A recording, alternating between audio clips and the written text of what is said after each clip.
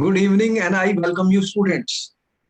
What we have told you last time students, if I study the heat changes at constant volume, heat changes at constant volume students, then we found it equal to be, what was it equal to student? Change in internal energy of a system. Change in internal energy of a system students. Yes, sir.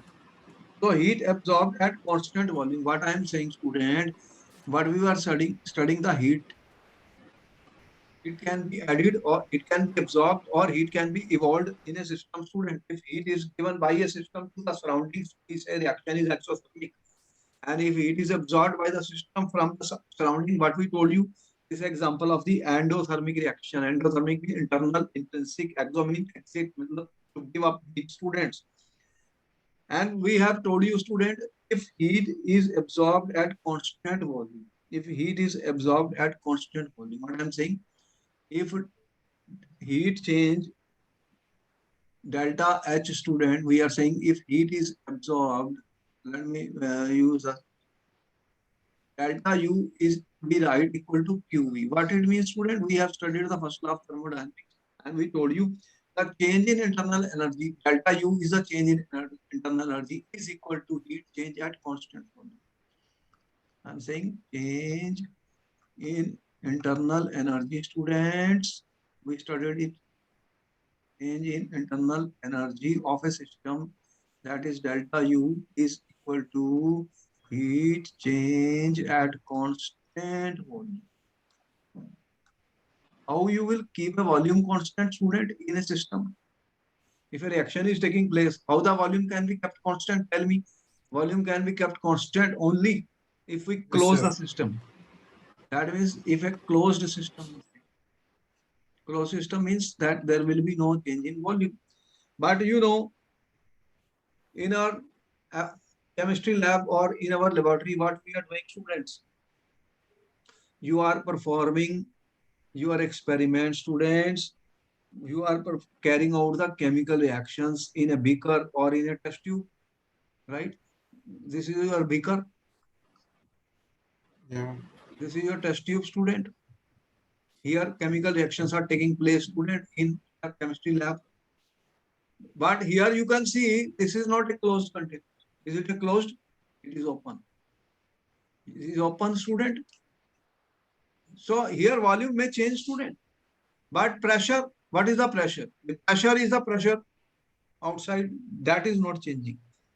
So student, we will see that most of the reactions which we are performing, students, what I am saying, most of the chemical reactions which you are doing in the lab, student, they are being done at constant pressure. They are being done at constant Pressure. pressure P, not the constant volume. Volume can change. Therefore, students, this quantity which we have defined, what is the quantity? Change in internal energy is equal to the heat change at constant volume, is not going to work here. So we need a new quantity, student. We need a new quantity. That is, we want to study the heat changes at constant pressure, not at constant volume. So we need another state function. We need another state function which we call as a enthalpy. So it is a new state function, student. Why do we need it? Because we are performing chemical reactions in the open container, students, in the labs, and pressure is constant. This pressure is the pressure of the surrounding, but volume may change, students. Therefore, student, we need to define a new quantity which we call as enthalpy. What we call as enthalpy. Okay? So, important point. Heat changes in chemical reactions are most often made in the laboratory under condition in which the reacting system is open. Is it clear? The reacting system is open. This system, this is an open system, student. Or even this one which I have shown, this is open system in which you are doing the experiment. Open system, student. It is not closed. Okay? In the atmosphere, system is at a constant pressure. What is the pressure here, student? What is our pressure, student? You are saying 1 atm. or we say 1 bar. Am I right? So this pressure is not changing. Chemists routinely measure changes in enthalpy of a chemical as reactants are converted into products. You see that whenever reactants, what is the chemical change? What is the chemical reactions? In a chemical reaction, what is happening? You have reactants and they are being converted into products. Tell me yes or no. Any reaction you take, what you are doing? You have some reactant student AA plus BB, it is producing CC plus DD, and there will be some heat change in the reaction. The heat can be absorbed, student, or heat can be evolved, right? When the reaction takes place, some heat change does take place. In general, if I say R is forming product, student, in general, I say R is forming a product. What is happening, student? In open system, in open systems, students, the pressure is constant. What is pressure? At pressure of the atmosphere. What volume can change?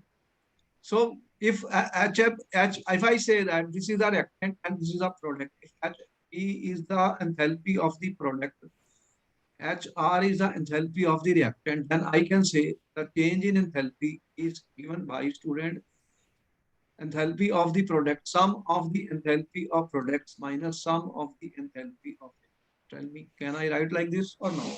Yes, sir. Therefore, students, we are defining a new physical state function, new quantity. Earlier, we have defined internal energy, but we find that change in internal energy is equal to heat change at constant. But we are interested in heat change at constant pressure. Therefore, we are defining a new quantity which we call as enthalpy. And change in enthalpy, what will be change in enthalpy, student? Enthalpy of the products minus enthalpy of the reactants. So we are saying if it is not specified, then we assume that the reactions are being performed at constant pressure. Why? All the experiments I'm doing at the chemistry lab, supposing, is the pressure changing in your chemistry lab room? Answer is no. So we can assume, student, okay? So we want to find the value of delta H, the heat that is absorbed or released by a reaction at constant pressure. That is what we call as enthalpy change, and it is given by delta H. So delta H is equal to enthalpy of the products minus enthalpy of the reactant. Note down this. First, you note down this. Which you're noting down. Note down.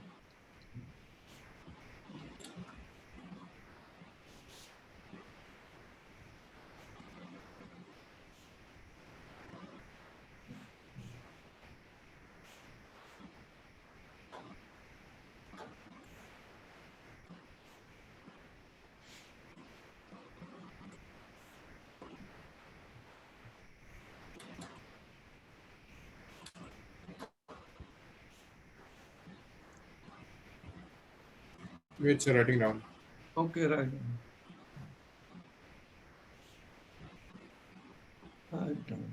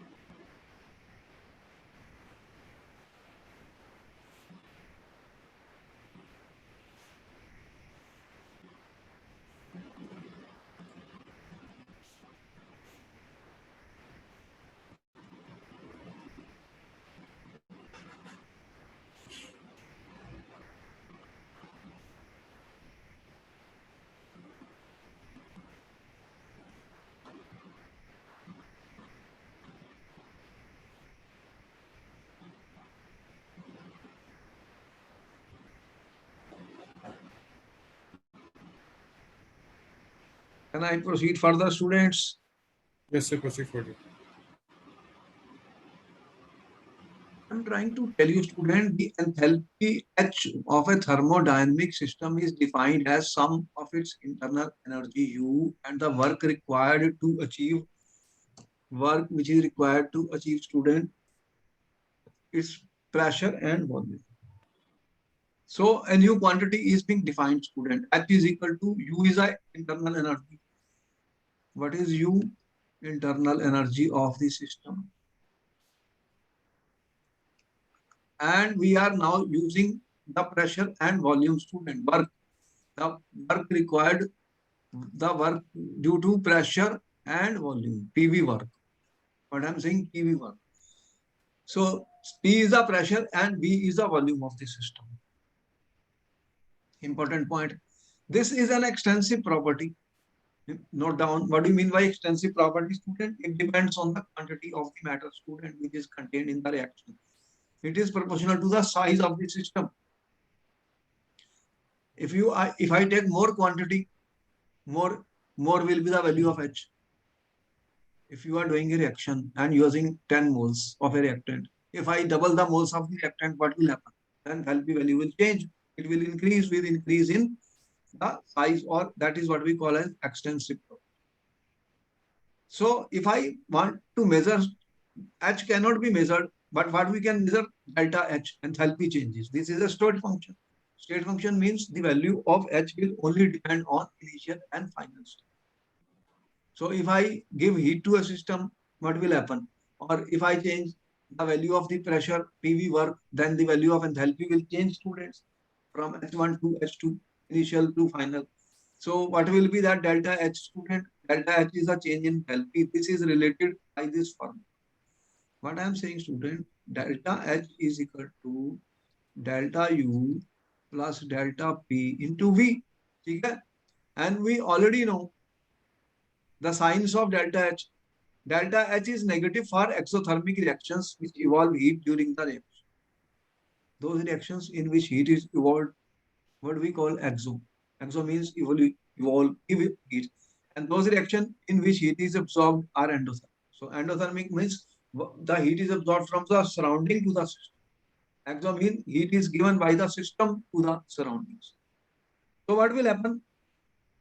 If I write this equation, student, delta H is equal to delta PV. If if delta V is equal to 0, what will be the result? At delta V equal to 0, what happens to the work which you said P delta V, that will become equal to 0. And what will be the result of this? At constant volume, we already know. At constant volume, we know delta U is equal to Q. The change in internal energy is equal to heat change at constant volume, students. So when volume is not changing, delta H is equal to delta U, which is equal to QV. What is QV? This is the heat, okay, change at constant volume. Change. When volume is not changing, then delta V will be 0. So for closed containers, for closed, when the system is closed. Yes, sir. Now that you have noted down all these, students, Writing, sir. okay, write down, write down, write down.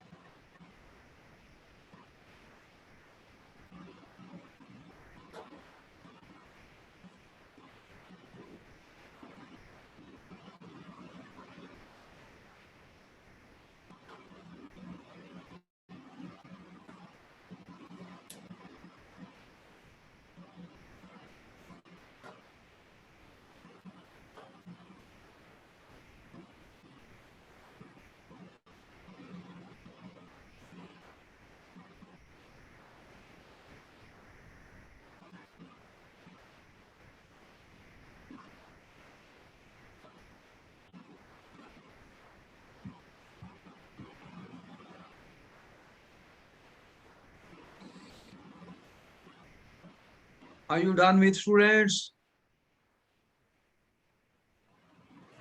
Yes, sir.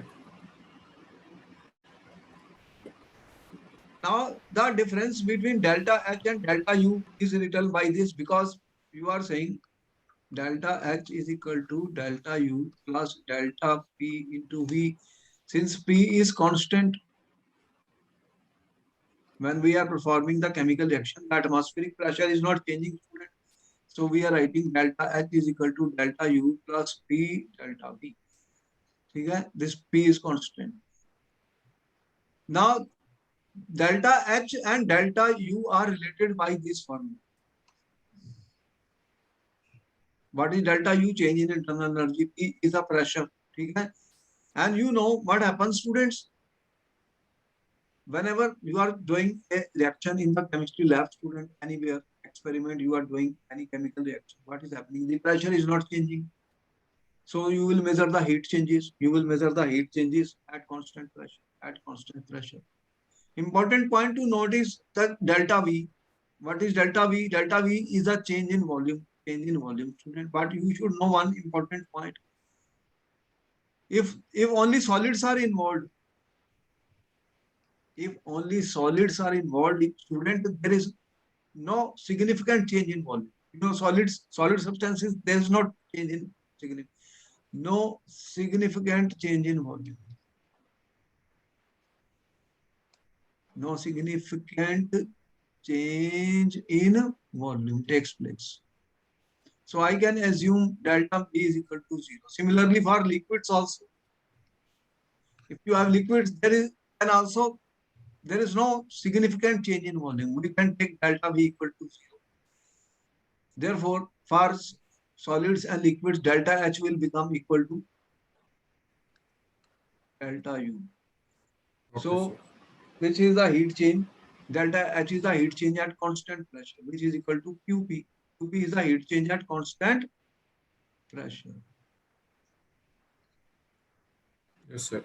And QV is the heat change at constant volume. Heat change at constant volume, students. And there will not be much difference. There is no difference when I talk of solids and liquids, but only when a gas is involved, student, when the difference is significant when gases are involved. Always what happens? Gas, you know, gas occupies a very large volume. So whenever some gas will be there, then we cannot ignore this. There will be a significant difference, student. Therefore, this formula will become important for gases, student. For gases, important point to note. Gases, you know, as compared to solids and liquid, gases occupy a large volume. So when gas will be formed, the volume will increase. Therefore, student, this formula is important and significant when gases are in. Point to be noted. Point to be noted. This is very important, student. So whenever we will use ideal gas, student, if I have an ideal gas, student, for an ideal gas, you already know, student, what will happen? PV is equal to nRT. For ideal gas, we know, student, PV is equal to nRT. Are you aware of this formula? Tell me. And change delta PV will be equal to, student, delta nRT. Delta nRT. Now here, you know, R is constant, T is the temperature at which the reaction is done. Then what is important is delta. So we can say that pressure, since pressure is constant, P delta V is equal to RT delta N, student. And I am writing delta energy because this is important only for the gases.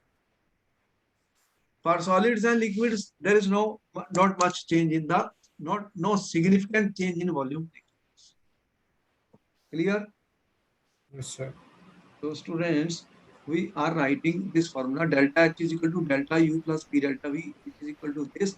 And I can say for ideal gas, we know PV is equal to nRT, and this delta PV is equal to delta nRT. And for ideal gases, student, I can write delta H will be given by by another formula which we are writing delta U plus delta NGRT.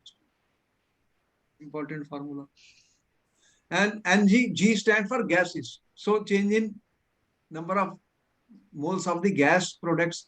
Delta Ng will be nothing, student. Sum of the moles of gaseous products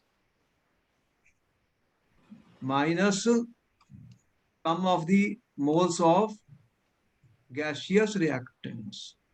Gaseous reactants. For solids and liquids, we are assuming, we are already saying there is no significant change in the volume. Note down this formula, important student. This formula is important. So we are measuring the heat changes at constant pressure.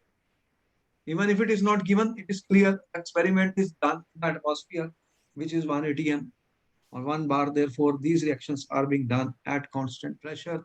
If gas is evolved, if there are some gas in the reactants and the product, students, then this value will be decided by the number, sum of the moles of gas products minus sum of the moles of reactant products.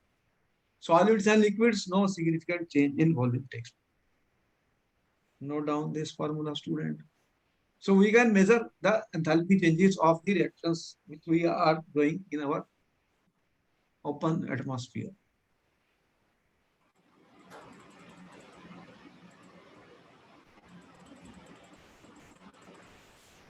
When delta H is negative, that means the system is giving heat. Heat is evolved, student, by the system. And delta exo means exit of heat. Exit heat is given out. Endo means the heat is absorbed from the surrounding by the system. By the system.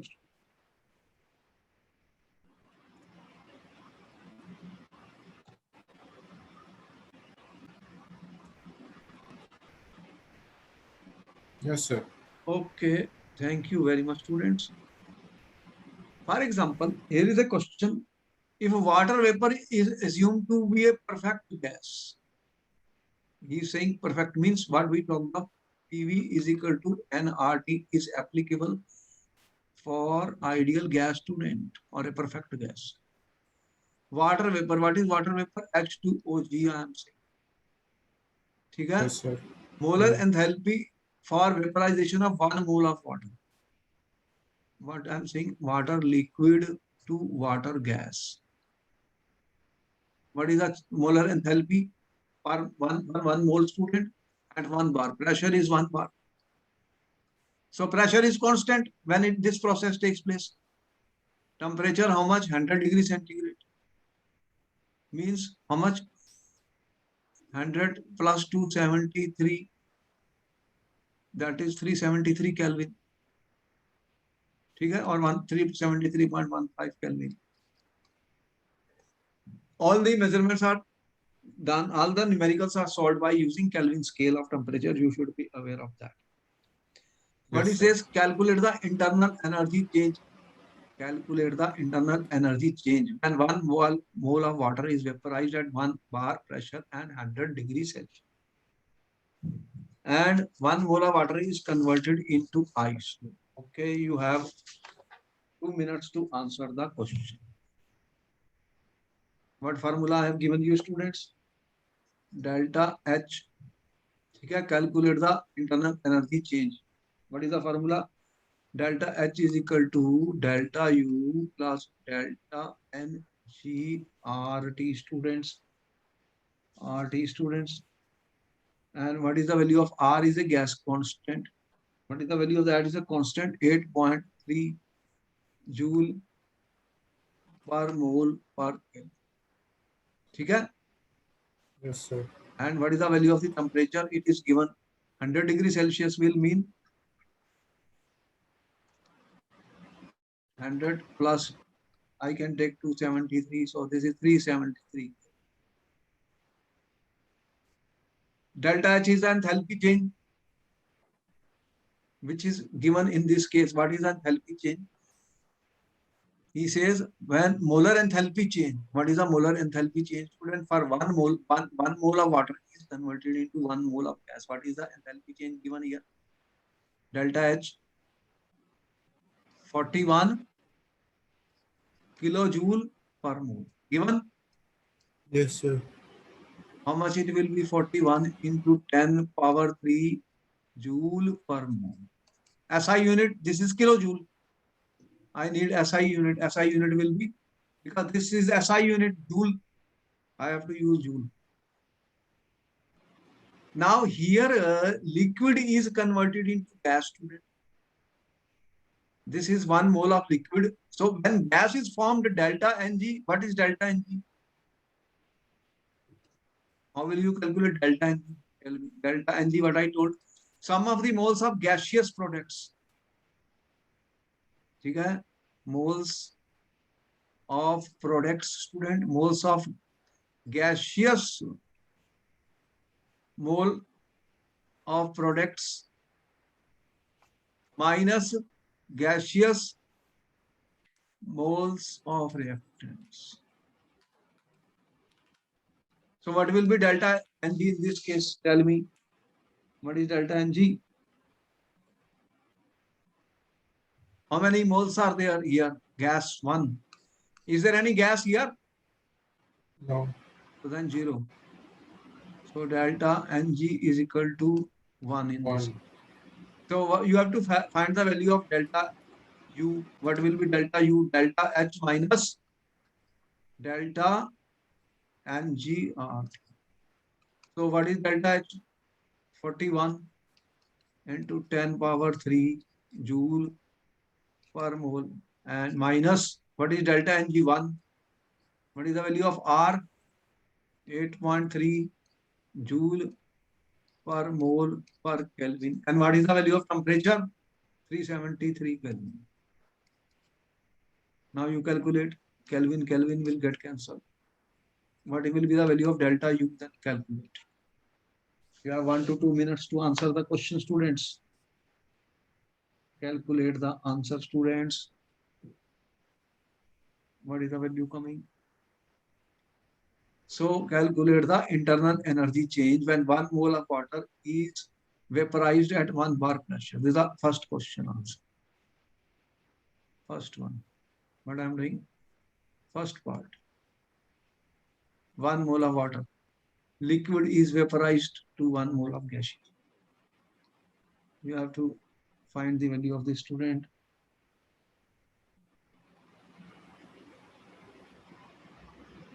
$41,000 joule per mole minus 373 into 8.3 joule per mole. What is the answer coming? Use a calculator. Find the difference.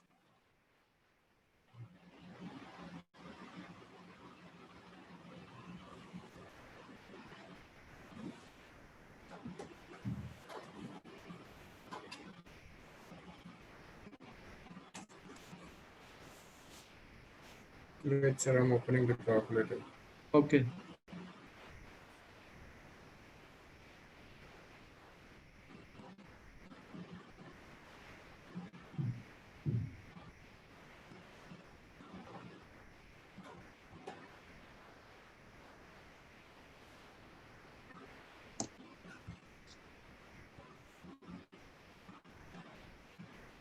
$41,000 and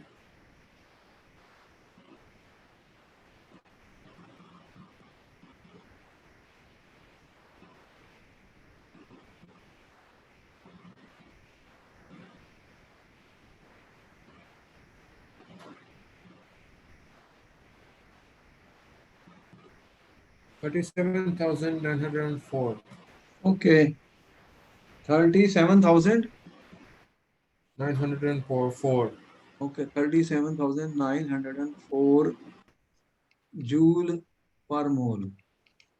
Or you can say 37.904 kilojoules per mole. Okay? First part. This is the answer of the first part. What is second? Calculate the internal energy when 1 mole of water is converted into ice. Second answer. What is that? 1 mole of water. liquid is converted into 1 mole of ice, student? Ice is Yes, solid? sir. Solid. So what is the formula? Delta U is equal to delta H minus delta NGRT. What will be the value of delta Ng in this case? This is solid, this is a liquid. Is Yes, there any sir. gas? No, sir. Then it is 0. I told you for solids and liquids there is no change in volume. And if this is 0, delta U will be equal to delta H plus 0. So what is the value of delta H is given? How much? 41 kilojoules per mole. So the answer will be 41 kilojoule per mole. So the change in internal energy will be 41 when water liquid is converted into water solid, students. Okay? And the change in internal energy will be how much? 37 when water is converted from liquid to gas. These are what we have calculated are the changes in internal energy, students. Change in internal energy. So these two things are important. This formula is related. When solid and liquids are there, the change in internal energy and change in enthalpy, they are same things. There is no difference. There is no difference. Yes, sir. Note down, note down. Then I will move further, students.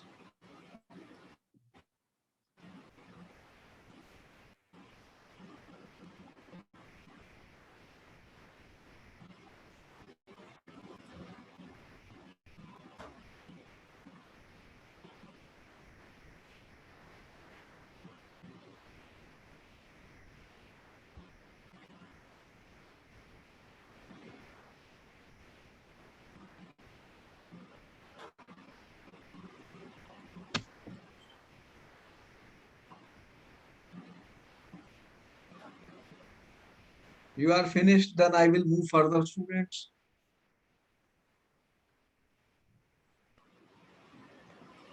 Wait, sir. Finished? Wait, sir. Wait, sir. Okay, no down, no down.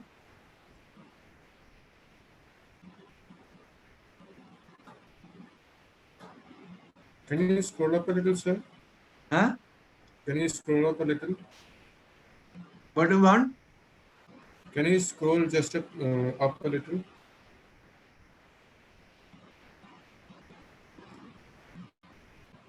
No, no, Up or downwards, down? downwards, down, down.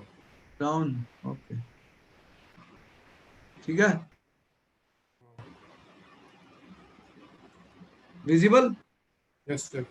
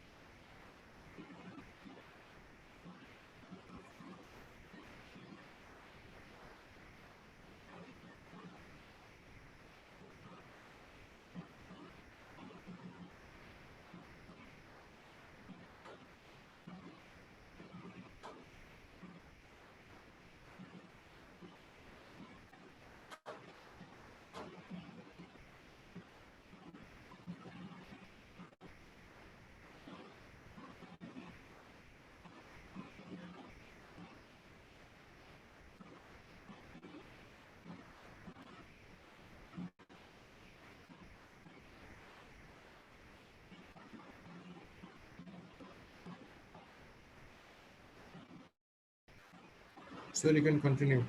Okay. There are two types of property, students, which we will be studying in this chapter. One is called the extensive property, other is called the intensive properties. Extensive properties. What are extensive properties? Is a physical quantity whose value is proportional to the size of the system it describes or the quantity of the matter. For example, as I told you, student, amount of the substance, moles. If I say moles, student, it depends on the quantity. If I take 10 moles and if I take 20 moles, they are different. This is double of this. This is an extensive quantity. Similarly, internal energy, this is a extensive property. It depends on the amount of the substance you have taken, students. Supposing you take 20 moles and another takes 50 moles, will the internal energy be same? Answer is no.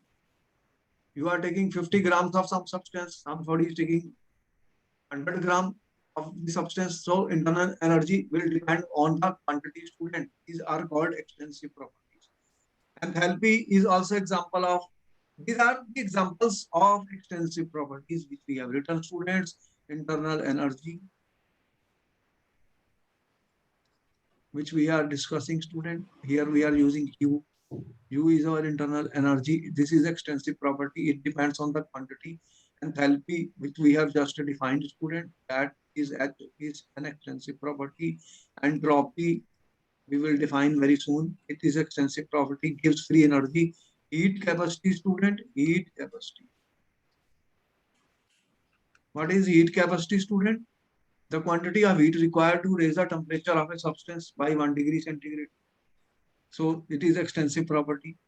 Similarly, all these Helmholtz energy, these are examples of the extensive. Note it down. Extensive property, students.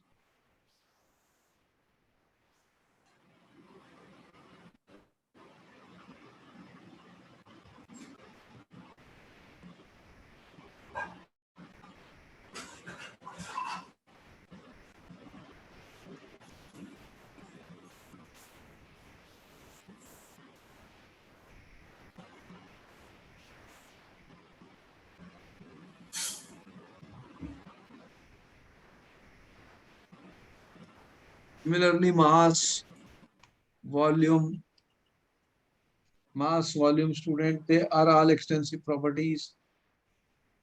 Yes, sir. There are properties, students, which do not depend on the size of the quantity of the matter. They are called intensive properties. When I say, I am saying this is a solution and the molarity of the solution is 1 molar. 1 molar means 1 mole per liter. Whether you take 10 milliliter from that or 100 milliliter from that, concentration is not going to change, student. Concentration is not going to change. This is a extensive, intensive property. Magnetic per melting and boiling point, student. Melting and boiling point of a substance doesn't depend on the quantity. You can take 1 gram or 2 gram, the melting point will remain the same. Molality, pressure inside your room where you are sitting is same, student. It is not changing. If you sit on one chair or if you close the room, is the pressure changing? No, pressure is intensive property. Refractive index, they are all examples of the intensive property, student. Here I am talking of specific heat, student. What is specific heat, student? The quantity of heat required to raise the temperature of 1 gram of substance to 1 degree centigrade. 1 unit of the substance. So when I say 1 unit of the substance, then what will happen? That value will be constant. Standard reduction potential, surface tension, temperature, thermal conductivity, viscosity. These are all examples of the intensive property, student. So temperature, density, okay? They are Yes, all sir. examples of the intensive property. Important point to note is, what is density, student? Mass per unit volume. Okay? The ratio of two extensive properties, is always intensive. This is extensive by divided by extensive, student. Mass is extensive, volume is extensive, the ratio of the two is intensive. Moles is an extensive property. Liters, Yes, sir. volume in liters is a extensive property. The ratio of the two becomes intense. Got the point? Whenever you will take the ratio of the two, student Yes, I got it. extensive property, it will become intensive property.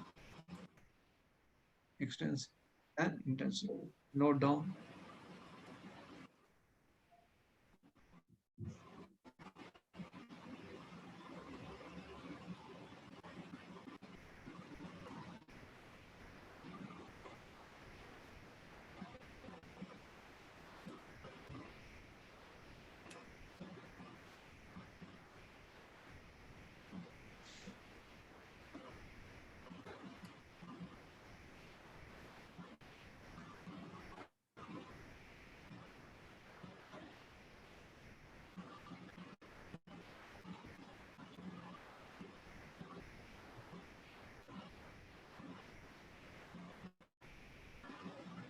Can I proceed further, students?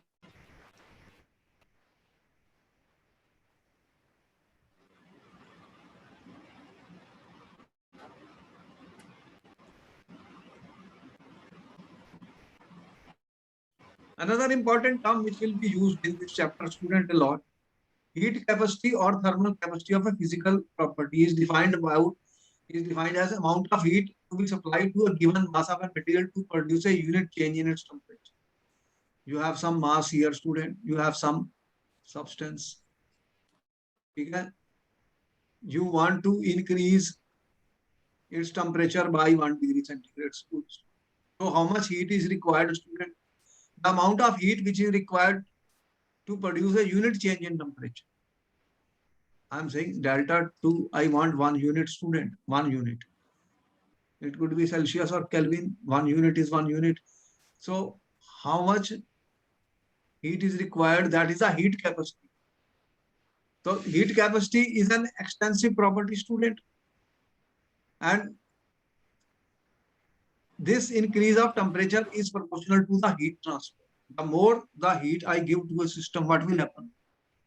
If Q is the heat, student, if I increase the heat which I am giving to the system, more temperature will rise. Yes or no?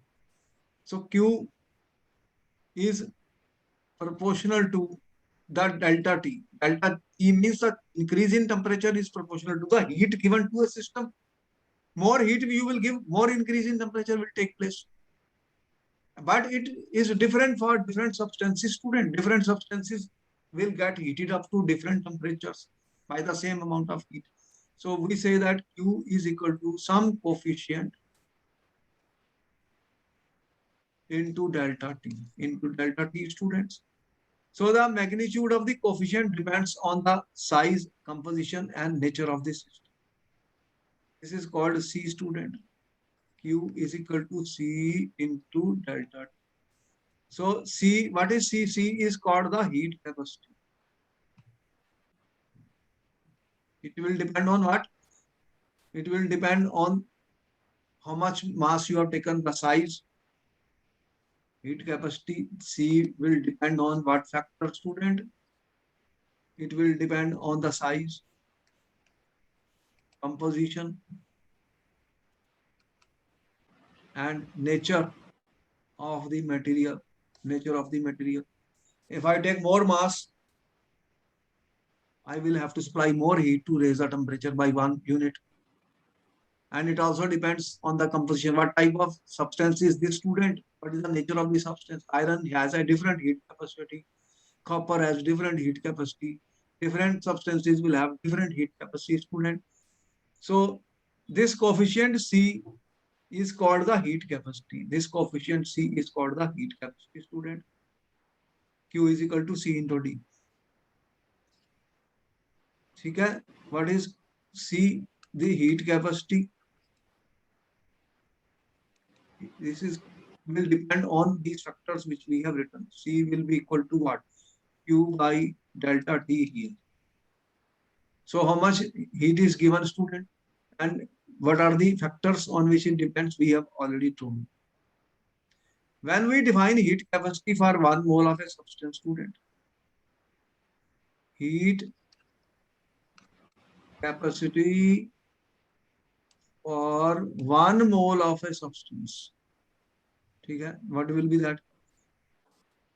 If I take 1 mole, then what I say? Molar heat capacity. That is C by N. So divide by the moles, you will get the molar heat capacity. Molar heat capacity. Molar heat capacity, that means heat capacity for 1 mole of the substance, Cm. Cm is the molar heat capacity for one. So Cm is equal to C by N, heat capacity divided by the mole, students. Mole, students. So what we can say, students? Q is equal to C into M into delta T, which is the heat capacity into mass into delta T. Or I can write, student, simply C into delta. Note down this. Note down this, students.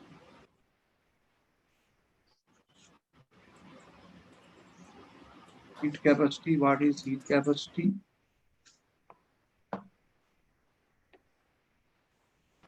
So C is called the specific heat of a substance. The small c is called the specific heat capacity, the heat capacity per unit mass. Specific heat of a substance.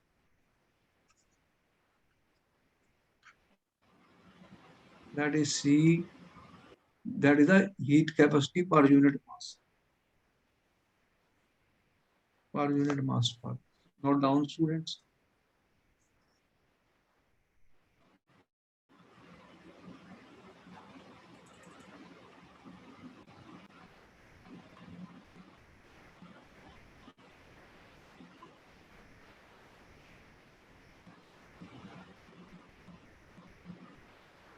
Because different substances will have different values of heat capacities. Sir. Okay, then we will begin in the next part of it next time, because we don't have time for the new topic. Then I will meet you in the next class. Yes, sir.